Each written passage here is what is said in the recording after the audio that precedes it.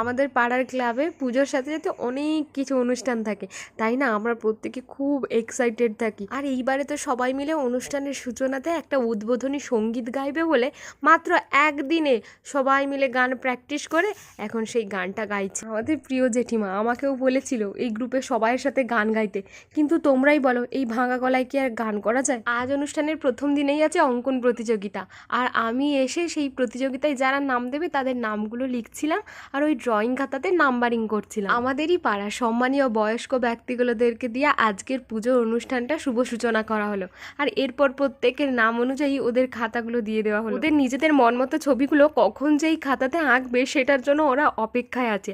আর এদিকে দেখো আমার মিঠাই বনুও কিন্তু কম্পিটিশনে বসেছে। ও বাবা, এদিকে খাতাতে আমার মিঠাই বনু কত কি এঁকে ফেলেছে, একটা ঘর, গাছ, আবার মানুষও। ওরা সবাই কেমন ছবি আঁকলো সেটা তোমাদের দেখাবো নেক্সট পার্টে। চলো আজকের মতো